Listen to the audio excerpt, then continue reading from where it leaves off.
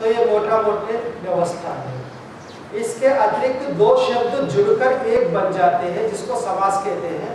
समास से तो लगभग सब परिचित होंगे। समास तो बहुत प्रसिद्ध है। राजेंद्र, राज्येंद्र, राजा में इंद्र, राजेंद्र। तो ये समास से सबको पता है, हिंदी में भी बहुत चलते हैं, इसकी हम ज्यादा चर्चा भी करेंगे। जॉइंट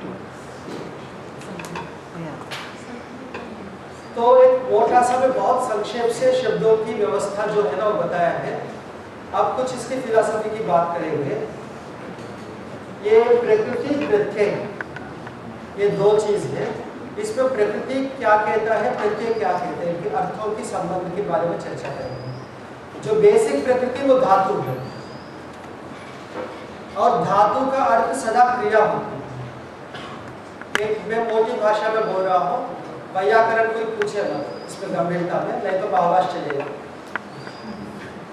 तो धातु का अर्थ मोटी रूप से क्रिया होता है, और धातु से उत्तर सनादि को छोड़ दीजिएगा, मुख्य रूप से जो आने वाले हैं वो कृत और तिंग है।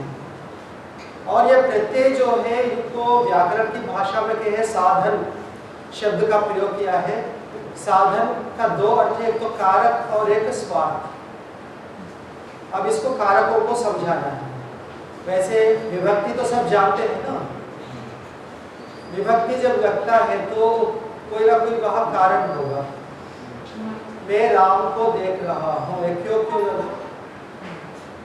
राम के द्वारा ये काम किया जा रहा है। मैं कुल्हाड़ी के द्वारा इस लकड़ी को काट रहा हूँ। एक कौवा पेड़ पर बैठा हुआ है। ये जो भी आप लगाते हैं, आप ध्यान देंगे तो उस वस्तु को क्रिया के साथ किसी ना किसी रूप से आप जोड़ रहे हैं। क्रिया और वस्तु के बीच के संबंध को कारक कहते हैं। और संस्कृत भाषा में 6 कारक, संस्कृत व्याकरण में 6 कारक बताए हैं, और वो बहुत प्रसिद्ध है, आप जानते हैं। कर्ता, कर्म, करण, संप्रदान, अपादान, अधिकरण। जहां क्रिया और द्रव्य के बीच में संबंध कहने की इच्छा नहीं है, सीधा दो द्रव्यों के बीच में संबंध कहने की इच्छा है। जैसे मेरा मोबाइल, कोई क्रिया नहीं है, मेरा सीधा मोबाइल से संबंध है। वास्तव में यहाँ भी क्रिया है। इस मोबाइल का मैं स्वामी हूँ, स्वामित्व ईश्वर की क्रिया है, पर उसके कथन की हमारी इच्छा नहीं है। तो ये मेरा, ये मोबाइल, इसको शेष कहा है। इसके अतिरिक्त एक भाव है जो कि केवल क्रिया मात्र को कहते हैं। जैसे पाक हो रहा है, यानी पकाने की क्रिया चल रही है। पाक का मतलब केवल पकाने की क्रिया। या ऐसे कई शब्द है ना, लेखन चल रहा है, क्या चल रहा है, लेखन चल रहा का मतलब लिखने की क्रिया। वह कोई कारक अभिप्रेत नहीं है, क्रिया ही अभिप्रेत है। तो ये जो प्रत्यय आते हैं इन 6 कारकों में, अथवा ये स्वार्थ, इसको भाव भी कहते हैं, स्वार्थ भी कह सकते हैं, यानी क्रिया को ही कहने के लिए आए हैं। ये कुछ समझ में आया? थोड़ी सी ठीक है, मैं थोड़ी सी उदाहरण से समझाता हूँ। इतने से तो समझ में आएगा नहीं, मैं केवल एक भूमिका बनाने के लिए था। इसको मिला हाँ।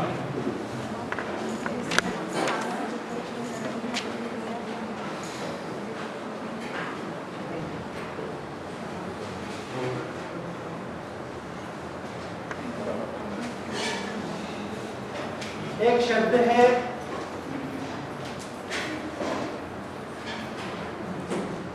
कर्ता। कर्ता का अर्थ क्या है? करने वाला, डूअर। अब सब्जेक्ट ऑब्जेक्ट छोड़ दीजिए, फिर करने वाला। कर्ता का मतलब कर्ता, कर्ता का है। या 5 है का, हाँ 5 है का क्या मतलब है? पकाने वाला। इसमें पच धातु है, मोटी रूप से हम अका प्रत्यय, वैसे व्याकरण की दृष्टि से नुल प्रत्यय है। इसमें इन दोनों का लोप हो गया, उनकी जगह आका हो के आका बच गया, तो ये पाचक बन गया। ठीक है, इसमें पच धातु का अर्थ पाचन क्रिया। ये अका जो आया है ना, इस पाचन क्रिया का कर्ता को कहने के लिए आया है। समझ में आया? वो भूल किया था तो आपने ऊपर जो कट किया भूल या प्रत्यय है। पाणी जी ने अष्टाध्यायी में भूल प्रत्यय बताया था, और भूल प्रत्यय में विकार सारे होके यहाँ तक बचा। मैंने 4 बताया ना, प्रकृति, प्रत्यय, आगम और विकार। ये विकार सब होके आका बचा। इसमें भी पच में एक विकार होता है, 5 बनता है। ठीक है, आज जो है ये विकारी के आगम है। कौन सा? नहीं, ये विकार है। आज जो छोटा आ था वो दीर्घ जो हुआ है विकार हुआ है। तो यहाँ जो है ना, ये आका मौलिक रूप से कहे या गुल कहे, वो पच क्रिया के कर्ता को कहने के लिए आया है। समझ में आया ना? अब एक शब्द है पक्व।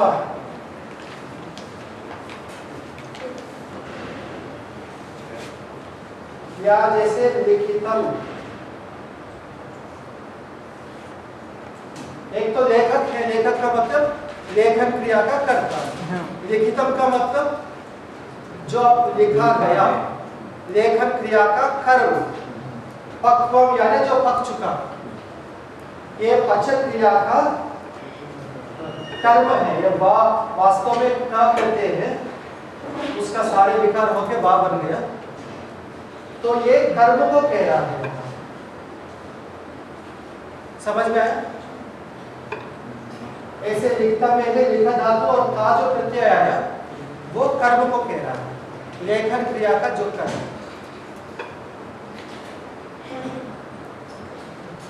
ठीक है,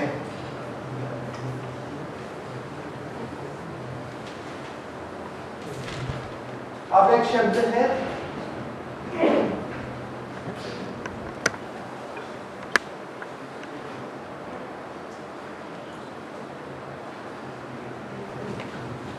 क्या है इसका? लिखा है आपके लिखा जाता है,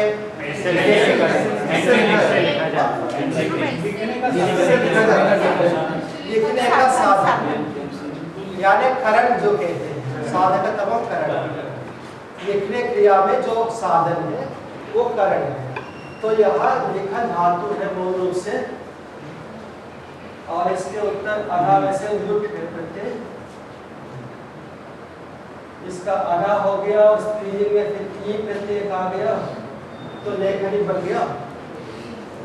तो ये जो अना आया है ये करण अर्थ में आया।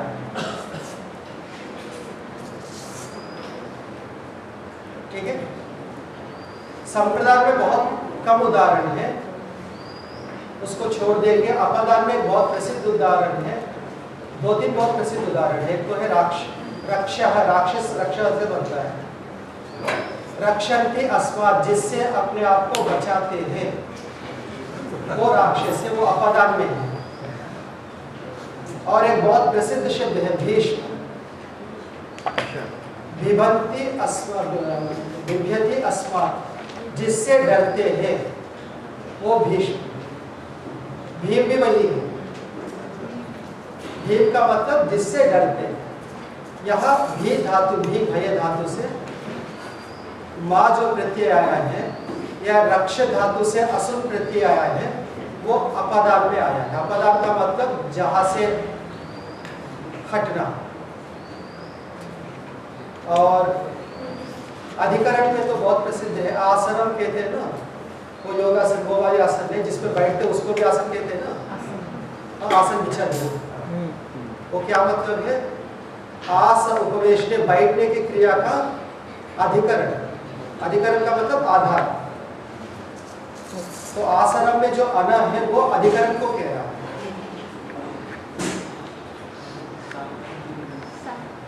ये एक आइडिया तो आ गया ना। तो ये जब धातु से प्रत्यय का विधान होता है, कौन से प्रत्यय किस कारक में, और कुछ ऐसे हैं जो किसी कारक में नहीं आता, स्वार्थ को कहते हैं। जैसे मैंने कहा पाक, या लेखन, पठन इत्यादि ये सारे जो है ये क्रिया को ही कहते हैं। तो इन अर्थों में प्रत्यय है। और संपूर्ण व्याकरण को हम जब देखते हैं तो यहाँ एक प्रकार से क्रिया और वस्तु के बीच के संबंध को ही डिफाइन करते हैं, चाहे वो प्रत्यय हो चाहे वो तद्धित हो या और जितने भी प्रत्यय हो, या तो स्वार्थ को कहेंगे, जो प्रकृति है उसी को कहना है।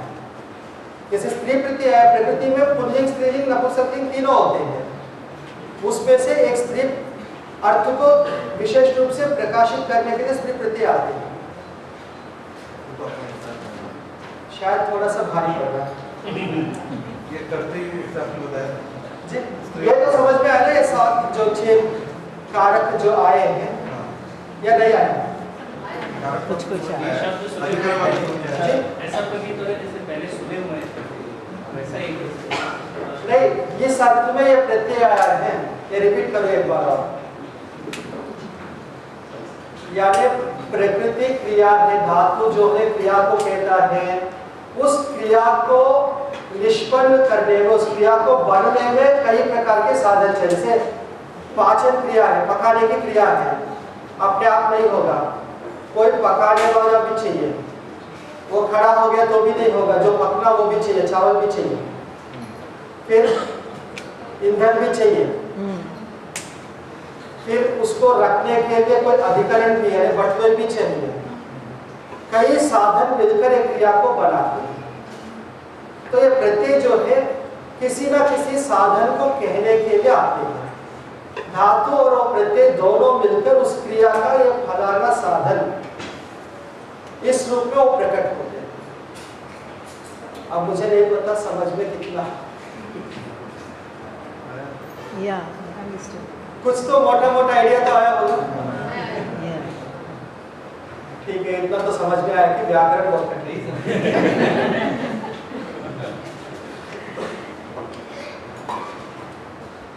तो एक तो ये था, इसमें कुछ पूछना है? जिसको समझ में आया वो पूछेंगे तो शायद बाकी को समझ में आएगा। तो अगर एक गुरुकुल जैसे हम लोग पढ़ा रहे हैं, उसमें पढ़ाना है संस्कृत में, तो सभी बच्चों को संस्कृत एक तो संभाषण लेवल पे रहता है जिसमें कि सब बात कर सकते हैं जी। और अगर उनको गहराई में वेदों को पढ़ने के लिए जाना है तो व्याकरण अनिवार्य है जी। अदरवाइज नहीं, वो अदरवाइज को मैं समझना चाहता हूँ। नहीं सभी बच्चे इस क्षमता के नहीं होंगे। ये बात तो ठीक है। हाँ, तो अगर सभी बच्चे जैसे एक विद्यालय में नहीं, ये ठीक है, जिसकी क्षमता है उन्हीं को पढ़ाना चाहिए, बाकी को आवश्यक नहीं। हाँ, तो वेद पढ़ने के लिए ये अनिवार्य है। आजकल वेद पाठ भी पढ़ते नहीं है। हाँ, पर पढ़ना चाहिए। वेद यदि समझना है, और बल्कि आपको कहूँ ज्योतिष शास्त्र का एक पुस्तक है आचार्य भास्कर का, सिद्धार्थ शिरोमणि, वहाँ पे उन्होंने स्पष्ट लिखा है, यो वेद वेद वदनम सदनम सम्यक ब्राह्म्यस्य वेदमपि वेदकिमन्य शास्त्रम यस्मादतः प्रथम वेद दधीत्य धीमा शास्त्रार्थस्य भवति श्रवणाधिकार। स्पष्ट कहा है, जब पहले व्याकरण पढ़ता है वही दूसरे शास्त्र सुनने का अधिकारी बनता है। इसकी प्रशंसा इसके बाद भी आपकी बात ठीक है, यानी इसको समझ ही नहीं पाते हैं तो उनको छोड़ दिया जाए। पर उन बच्चों को अभी वेद को नहीं पढ़ पाएंगे क्योंकि व्याकरण वो लोग नहीं पढ़ पाए, पर वो बाकी जो जैसे पुराण हुए या उपनिषद हुए या बाकी जो वो सब पढ़ सकते हैं। नहीं, मना तो कोई करता नहीं है, बात समझने की है। हाँ, वो समझ उसमें भी वो उसकी क्षमता में अंतर तो आ जाता है। ये भी है कि जिसने व्याकरण पढ़ा वो समझ जाएगा, ऐसी कोई आवश्यक नहीं है। क्योंकि आपके पास तलवार है तो ये जरूरी नहीं कि आप काटने की क्षमता रखते हैं। हथियार है अपने पास, प्रयोग करना आना भी चाहिए। तो दोनों ही बातें, कई बार ये दिखता है कि व्याकरण है, व्याकरण पूरा पढ़ा, पर जो व्याकरण नहीं पढ़ा वो इससे ज्यादा गहराई में समझ रहा है, तो वो भी उदाहरण है। पर टूल का अपना महत्व है। जो व्याकरण जिसके पास है उसका प्रयोग करना जानता है, वो जिस गहराई में जा सकता है, उस गहराई में बिना व्याकरण वाले नहीं जा सकते।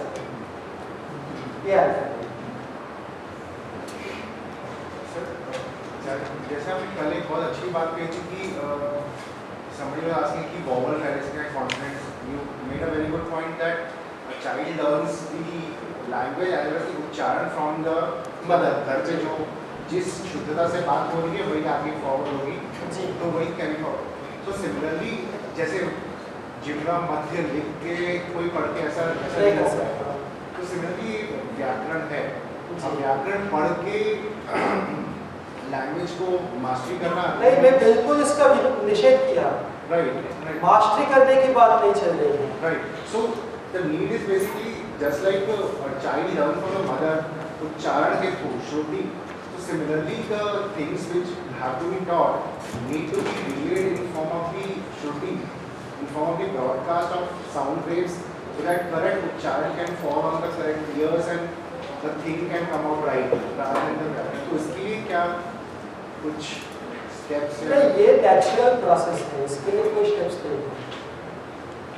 ये जो है ना, माँ को किसी ने नहीं सिखाया है, वो सब नेचुरली चलता है। शास्त्र इसलिए है कि माँ गलती कर सकती है, सिखा देना, तो इससे सुधर जाती। एक तो ये प्रयोजन, दूसरा प्रयोजन शब्द और अर्थ के बीच में जो संबंध है वो सब, वैसे तो विषय मुख्य रूप से है निरूपित का, पर प्रवेश उसका व्याकरण से होता है।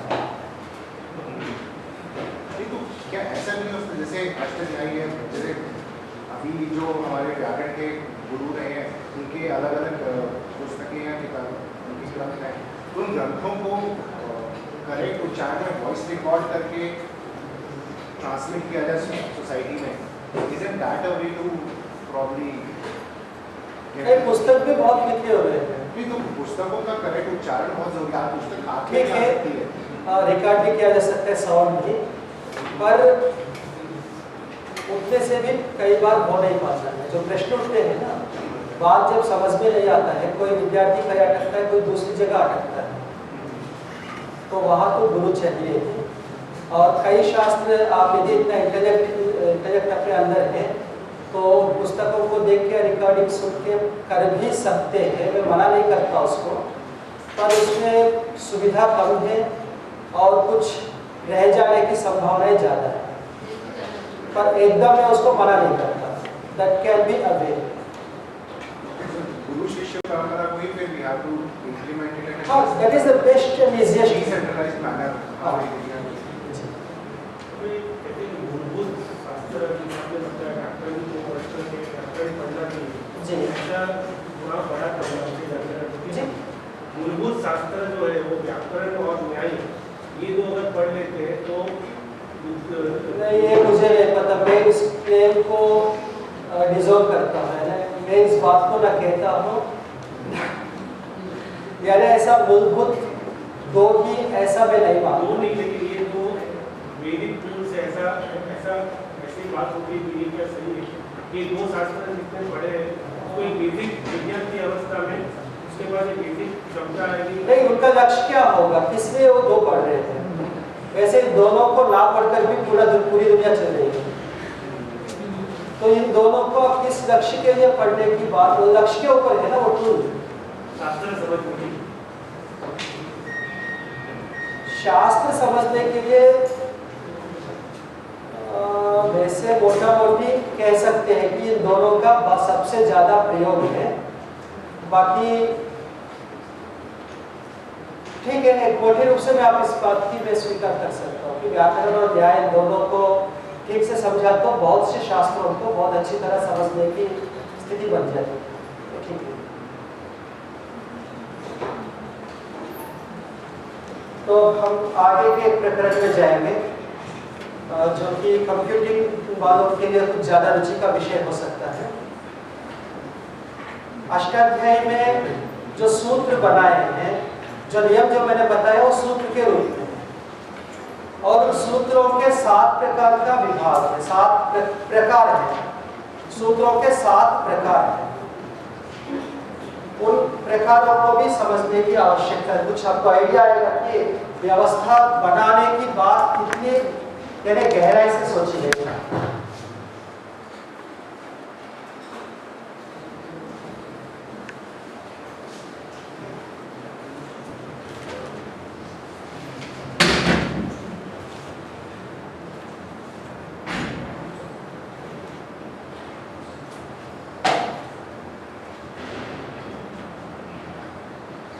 पहला है संज्ञा सूत्र,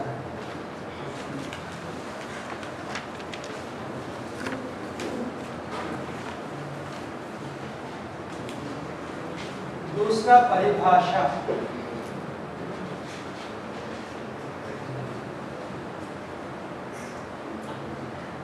तीसरी है विधि, चौथा निषेध,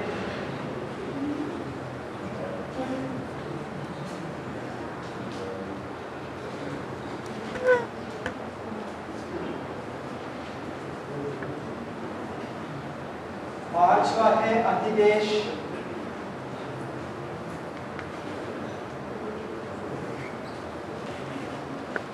छठा है नियम।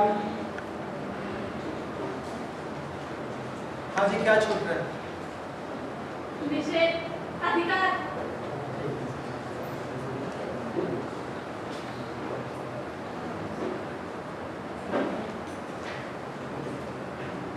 इसके क्रम की कोई बात नहीं, आगे पीछे हो सकता है।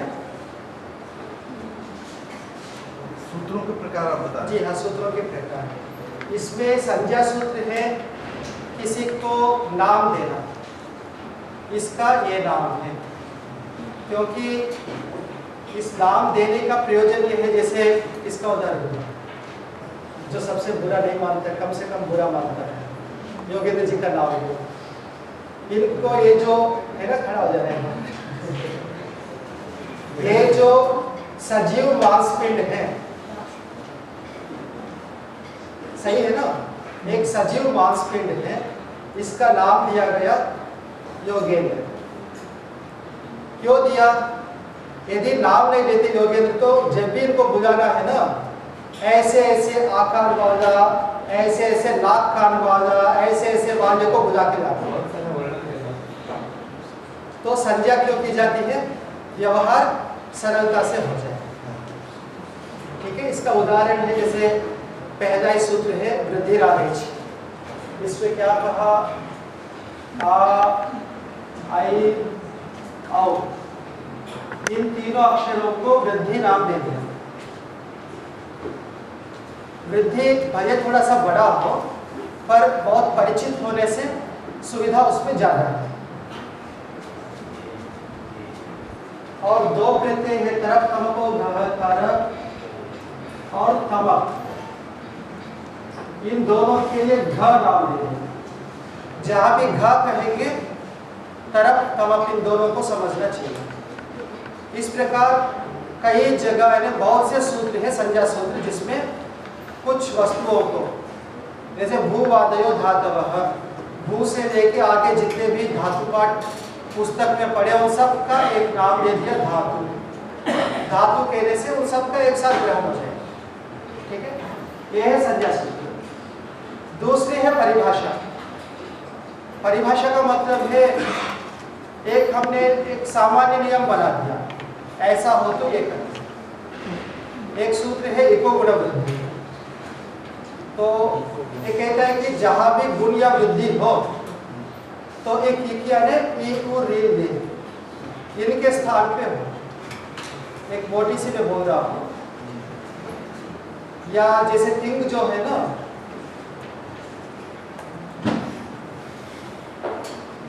वैसे आपको समझना जो है ना थोड़ी सी कठिन ही होगा, व्याकरण की मैं लौकिक उदाहरण दूंगा।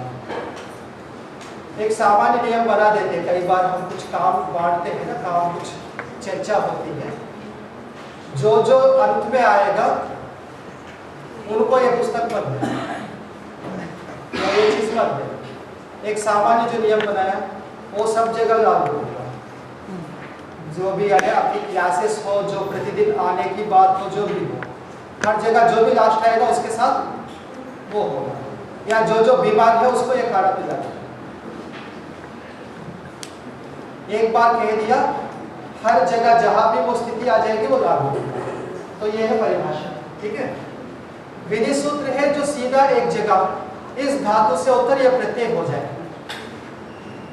देवदत्त को पुस्तक दे दो, ये बस वही लगता है, ज्यादा व्यापकता इसमें नहीं होती। ये विधि सूत्र निषेध है, कुछ कहकर सब बच्चों को रोटी खिलाना कह दिया, फिर उसको मत खिलाना, निषेध कर दिया।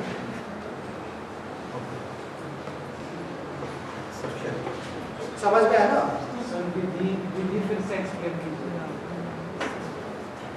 विधि का तो सीधा है फलाना बच्चे को रोटी खिलाओ, हाँ बस वो करना है, उसकी व्यापकता नहीं है, उस बच्चे और रोटी तक सीमित है।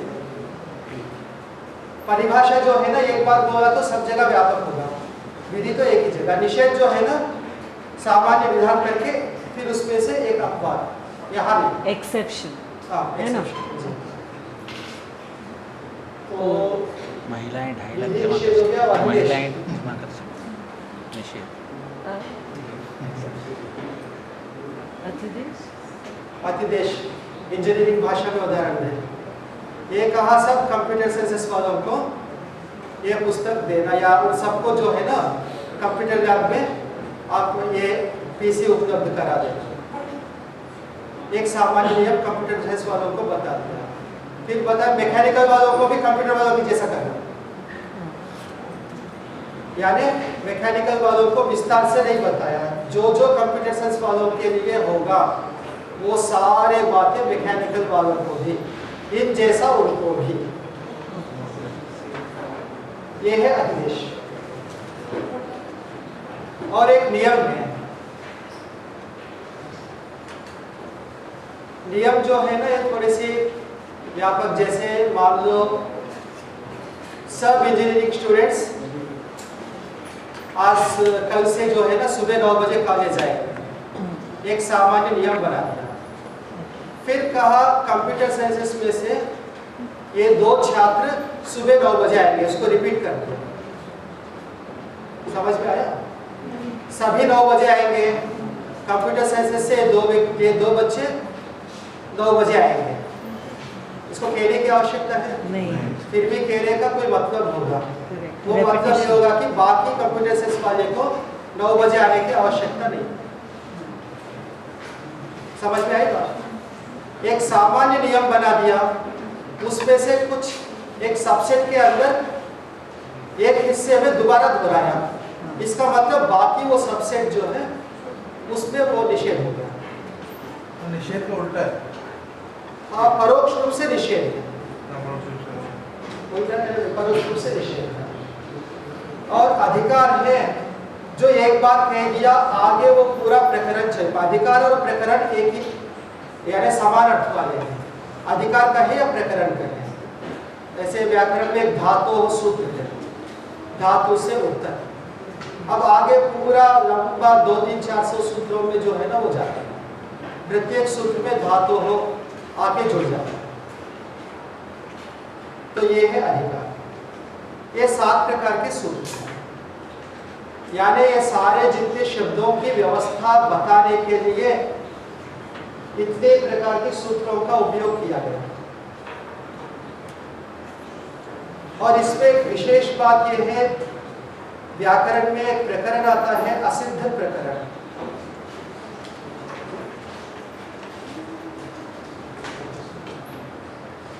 इसको हटा दो।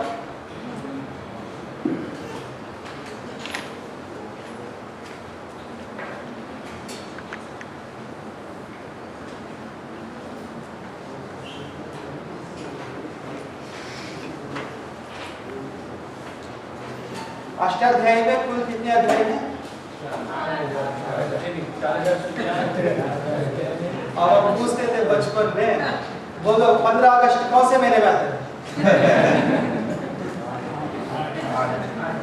तो अष्टाध्यायी में 8 अध्याय है और एक एक अध्याय में 4-4 पाद है, कुल 32 पाद है। ठीक है, उसमें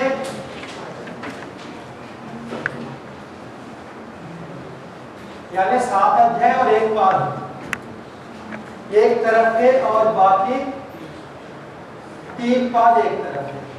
ठीक है, यानी 8वें अध्याय के दूसरे पाद से लेके वो एक अलग मैं विभाग कर रहा हूं, और 8वें अध्याय के दूसरे पाद के पहला सूत्र तो पूर्वत्र सिद्धम, यानी यहां से जो आगे हम जो कहेंगे और उन सूत्रों के द्वारा जो भी कुछ होगा वो इन सूत्रों की दृष्टि से नहीं हुआ मानना चाहिए। वो कार्य तो होगा, पर इस कार्य के होने के बाद ये सूत्र यदि लग रहे हैं तो वो नहीं हुआ माना जाएगा। अब ये समझिए कि इस प्रकार की व्यवस्था बनाने के लिए जो बनाया है ना जिसने, उनके इंटेलेक्ट किस लेवल पर होगा, क्योंकि जितने सूत्र उन्होंने इस प्रकार बनाया है, प्रत्येक सूत्र के द्वारा बनने वाले प्रत्येक शब्द को परीक्षण करके कभी गड़बड़ तो नहीं हुआ होगा, इतना परीक्षण करके ये बनाना होगा, इसलिए कहते हैं। और अष्टाध्यायी की जो भी व्याख्या करते हैं वो पाणिनि के सूत्रों को वेद से कम यानी प्रामाणिक नहीं मानते हैं। एक मनुष्य की बुद्धि से ऐसा कुछ निकल सकता है, ये कल्पना करना आज तो कम से कम एक असंभव सी बात है।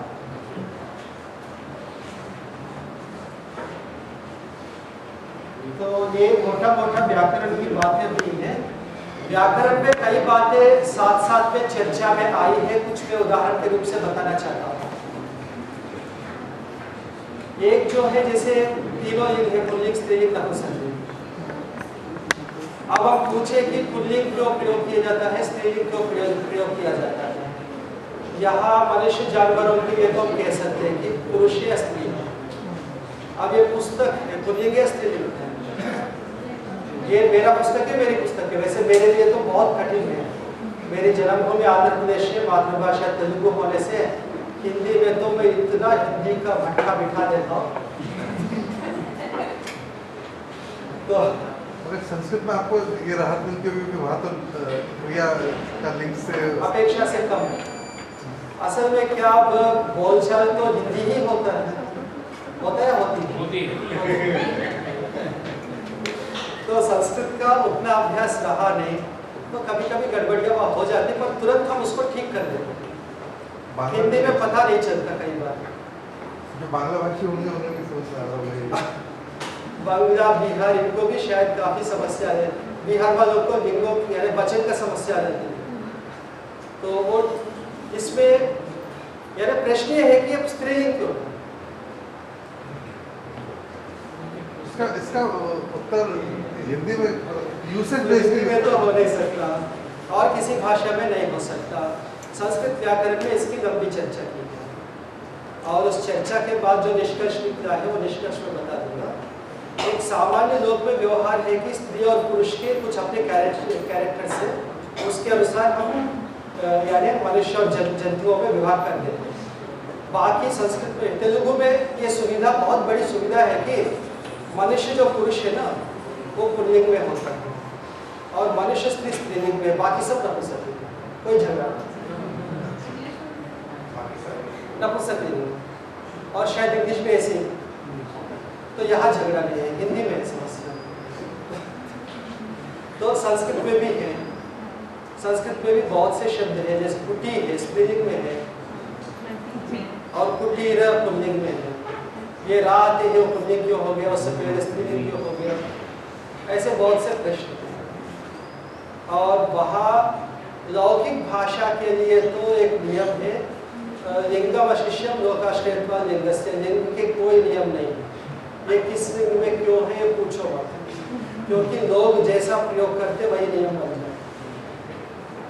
यानी लोक में जो प्रयोग किया जाता है संस्कृत, वहाँ लिंगों को विशेष व्यवस्था में नहीं बांधा, पर वेद ऐसा नहीं है।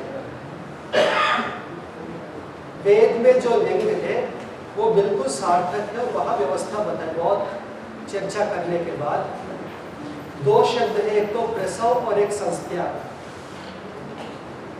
प्रसव का मतलब है विकास और संस्त्याग का मतलब है संगठ होना, इकट्ठा होना।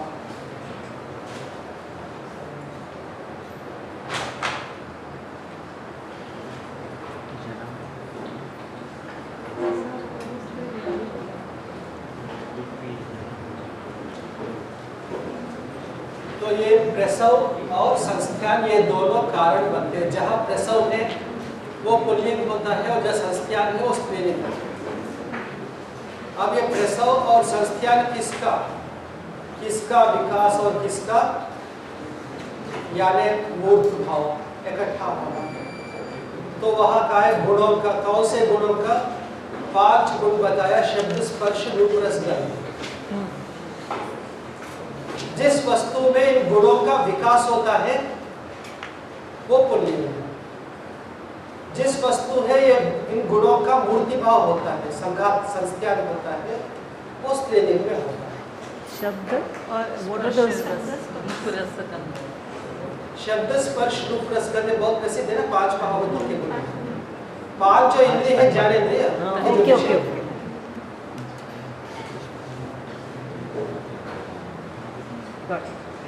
काल के विषय में भी बहुत लंबी चर्चा है। अब प्रश्न पूछा वर्तमान काल है या नहीं? ये आपने फिर से एक बताएं, ये प्रश्न 5 बहुत गुण सही है, है। जी 5 गुण जिनमें नहीं, जिस वस्तु में इन गुणों का विकास हो रहा है वहाँ पुल्लिंग का प्रयोग किया गया है। जहाँ इसका संस्थान हो रहा हो वो स्त्रीलिंग का प्रयोग। वेद की ये चर्चा है, वेद में ये व्यवस्था है। वेद में जहाँ पुल्लिंग है समझना चाहिए कि वहाँ गुणों का विकास हो रहा है। जहाँ जिस शब्द में स्त्रीलिंग है समझना है कि वहाँ यानी संस्थान हो रहा है। और जहाँ नपुंसकलिंग है का मतलब ये दोनों वहाँ नहीं है, स्थिरता वहाँ कहा गया है। स्थिति शब्द जो है जी संगठन नहीं, स्थिति स्थान धातु से बनता है, जिसका अर्थ है गति निवृत्ति, गति का रुकना। स्थिति का मतलब गति ना होना। तो कोई नहीं, स्थिति ना होना नपुंसकलिंग, और स्थिति होना नपुंसकलिंग। दोनों में और एक है काल के विषय में वर्तमान काल। वर्तमान काल है या नहीं? भूतकाल तो समझ में आता है कि हो चुका। काल होना ही चाहिए ना जी वर्तमान भी काल होना ही चाहिए। I mean नहीं, present. है या नहीं? Present, yeah. हाँ? Present, no. प्रेजेंट है या नहीं है प्रश्न? है। अब है तो मैं प्रश्न पूछूंगा। कौवा उड़ रहा है, वर्तमान काल है ना बात? क्या मतलब है इसका? यदि उड़ गया तो कौवा नहीं, यदि कौवा है तो उड़ा नहीं।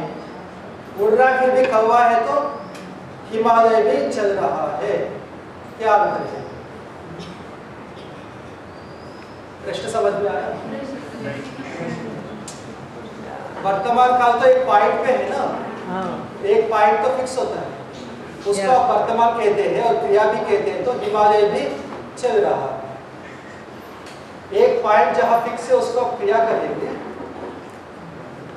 प्रश्न समझ में आया? वर्तमान काल एक पॉइंट पर ऐसा क्यों कर रहे हैं?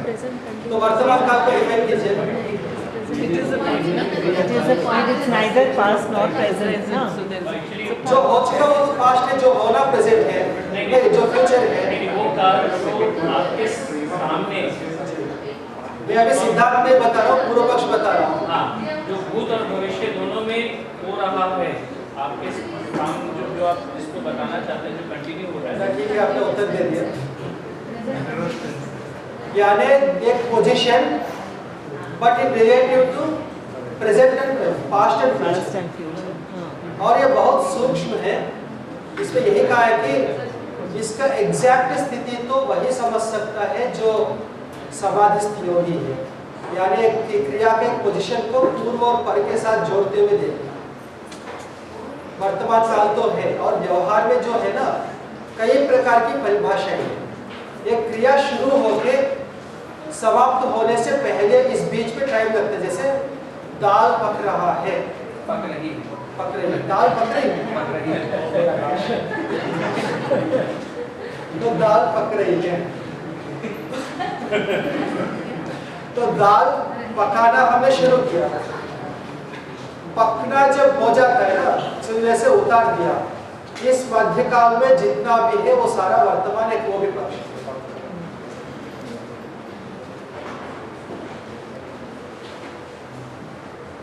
तो कुछ उदाहरण मैं बता रहा हूँ। और एक ये प्रश्न है कि 10 लोग मिलकर एक गाड़ी खींच रहे हैं। जैसे रथ यात्रा होती है ना, जगन्नाथ रथ यात्रा और रथ यात्रा, सैकड़ों लोग मिलकर रथ को खींचते हैं। तो उस खींचने वाला जो क्रिया है, खींचने वाली क्रिया, उसका कर्ता पूरा समूह है या एक एक करके?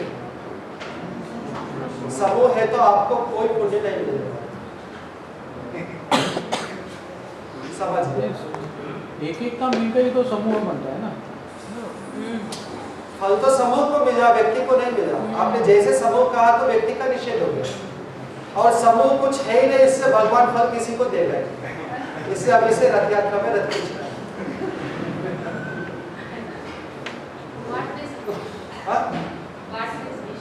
नहीं, मैं प्रश्न पूछा एक एक वह करता है अथवा समूह करता है।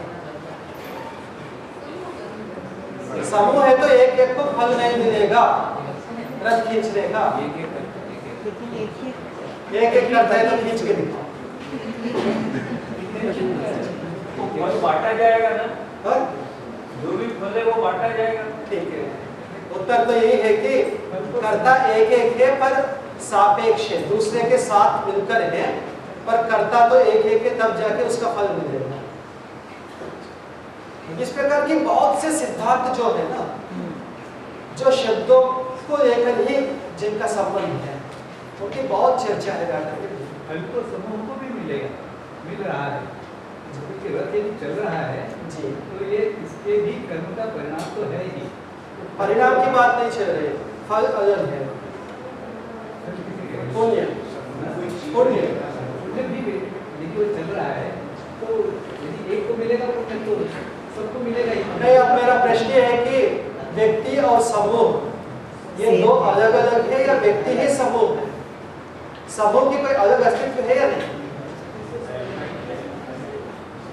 10 व्यक्ति मिलकर समूह है तो सब जानते हैं, पर 10 इंडिविजुअल से अतिरिक्त 10 व्यक्तियों का समूह वो कोई है या नहीं है? जैसे ये टेबल है, ये टेबल है क्या? एक तो ऊपर की एक कार्डबोर्ड है, एक साइड की है, बीच में लगे हैं वो कुछ कील लगे हुए हैं, इन सब का समूह मिलकर टेबल है।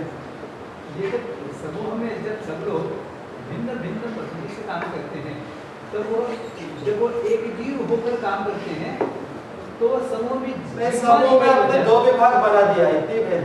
अब 2 बनते ही हैं जी, किसी भी समूह के 2 हिस्से बनते ही नहीं 2 हिस्से नहीं, 2 विभाग, 2 प्रकार। सब मिलकर काम करते हैं जी, तो वह एक जीवंत इकाई की तरह काम करते हैं। और जब सब अलग अलग से काम करते हैं तो फिर एक दूसरे को नहीं, मैं इस बात का बिल्कुल विरोध नहीं कर रहा हूँ। Talking about identity. टेक्निकली वह समूह करता है अथवा एक एक व्यक्ति अलग अलग से करता है। वो प्रश्न इसलिए आया है कि यदि उससे पुण्य मिलता है, यदि समूह करता है तो पुण्य समूह को मिले, जो करता है उसको पुण्य मिलता है। तो यदि समूह करता है तो समूह को पुण्य मिलेगा, प्रत्येक व्यक्ति करता है तो प्रत्येक व्यक्ति मिलेगा। बाकी आपकी सारी बातें सही है। तो इस प्रकार की बहुत सी अन्य बातें हैं व्याकरण में। अब 5 मिनट समय है। करता वही है, वही करता है सब, हम लोग कुछ समूह भी नहीं। ये दर्शन में जा रहे हैं, ये हम दर्शन पे जा रहे हैं, बिल्कुल व्याकरण पे रहना है आज। जैसे गुरुकुल शिक्षा में जब अध्यापक पढ़ाते हैं मिलकर के सभी लोग, तो वो एक गुरुकुल परिवार, तो उस पूरे परिवार में अगर 7 अध्यापक पढ़ा रहे हैं तो पढ़ाने का जो फल है वो सबको को समान मिलेगा। नहीं मिलेगा। तो सब साथ रहेंगे। यदि ऐसा है तो मैं जिस गुरुकुल में हूँ ना, मैं आराम से सो जाऊँ। जिसने जितना जो पढ़ाया उनको उतना फल मिलेगा, सबको एक बराबर नहीं। इस उदाहरण से ये स्पष्ट भी है जो आप बता रहे हैं कि सामूहिक और इंडिविजुअल लेवल पे कैसा है। क्योंकि रथ यात्रा में तो कोई जो है ना शामिल वजह पता है, एक चुटकुला बोलूँ, एक क्या बोलते हैं आर्केस्ट्रा ग्रुप था, आर्केस्ट्रा ग्रुप बोलते हैं ना, देसी आर्केस्ट्रा ग्रुप था, और उन्होंने बहुत मेहनत करके बहुत प्रसिद्धि पाया। प्रसिद्धि इतनी हो गई कि राजा को पता चला, तो राजा के मन में आया कि भाई हम भी सुनिए, तो उनको आमंत्रण भेजा कि आओ हमारी सभा में आज तुम्हें प्रस्तुति करना है। तो राजा का आमंत्रण आ गया, दौड़े दौड़े चल पड़े। किसी पुराने समय की बात है, तो बैल की गाड़ी में, किसी गाड़ी में सब बैठ गए, किसी में सामान आ रहे, किसी में इंस्ट्रूमेंट सारे, किसी में कपड़े आ रहे हैं, ये सब 5-7 गाड़ी पहुंच के राजा की सभा के पास में। उतर के देखा तो एक व्यक्ति का इंस्ट्रूमेंट मिला है। अब जो लीडर था उसने बोला, अरे तुम रह दो, कोई बात नहीं, तुम्हारे इंस्ट्रूमेंट के बिना भी हमारा काम चल जाएगा। तो उसने बोला, तुम्हारा तो काम चलेगा, मेरा नहीं चलेगा। राजा के सामने प्रस्तुत करने का अवसर रोज नहीं मिलता, तो मैं इस अवसर को छोड़ूंगा। तो कैसे करोगे मुझे नहीं पता, यदि मुझे अंदर नहीं ले जाएंगे मैं बिगाड़ दूंगा ये हल्ला मचा के। अब लीडर के सिर में एक समस्या, उसने कुछ सोच के बोला, 2 डंडे लिया, एक बड़ा मोटा सा, कुछ ज्यादा मोटा नहीं, कुछ मोटा सा, और एक पतला सा, देके बोला, इसको यूं पकड़ो, इसको यूं जो है ना हिलाते रहो, अंगुली हिलाते रह लेना, बस ये करता रहना। तो गए अंदर और खूब बढ़िया संगीत कचेरी चला, खूब बहुत अच्छा कचेरी चला। राजा बहुत आनंद लिया, पर दृष्टि उसी पर था। कोई नया इंस्ट्रूमेंट है, पूरा होने के बाद बोला, भाई ये कौन सा इंस्ट्रूमेंट, इसका क्या नाम है? तब उनको भी समस्या आ गई। सोचा इतने में से तो कहाँ इस पर ध्यान जाएगा। अब उसने बोला, महाराज इसको शामिल बाजा कहते हैं। तो बोला, अच्छा, आपने पहली बार देखी, इसको बजा के दिखाओ। तो उसने बोला, महाराज क्या है, ये शामिल बाजा है, ये शामिल ही चलता, अलग नहीं चलता। तो ऐसे कई शामिल बाजे होते हैं, तो उनको फल नहीं मिलेगा। ठीक है, कुछ पूछना है? जैसे सारे विद्यार्थियों को भी फल नहीं मिलेगा, सोए होंगे उनको भी नहीं मिलेगा, शांति बात है। ठीक है, वैसे विषय थोड़ा सा ज़्यादा गंभीर था, पर आपको इतना तो आइडिया होगा कि मोटा सा आइडिया तो आ गया होगा। विषय समझने की बात नहीं है, आइडिया आने की बात, परिचय था इसके बाद। एक बार ये तरह स्पष्ट करेंगे कि 3-4 वाला क्या समझा रहे थे आप, समझा नहीं थे? ये 8 अध्याय है ना पूरा, उसमें 7.25 अध्याय, 1/4 क्या है, एक पाद, ये 3/4 यानी 3 पाद। 3 पादों के द्वारा जो विधान किया गया है, उन सूत्रों के द्वारा जो विधान हुआ है, वो पहले 7.25 अध्याय की दृष्टि से जो विधान है, उस विधान की दृष्टि से ये नहीं हुआ माना जाए। समझ में आया? That which is left out. इन सूत्रों से जो काम बताया है कि ये होगा, वो काम, ये सूत्र जब लग, यानी जैसे इन सूत्रों के द्वारा कुछ विकार या आगम का विधान हो गया, वो होने के बाद ये सूत्र लग गए, इन सूत्रों के द्वारा कुछ काम प्राप्त हुआ है। जब वो काम होगा तो ये नहीं हुआ मानकर वो होगा।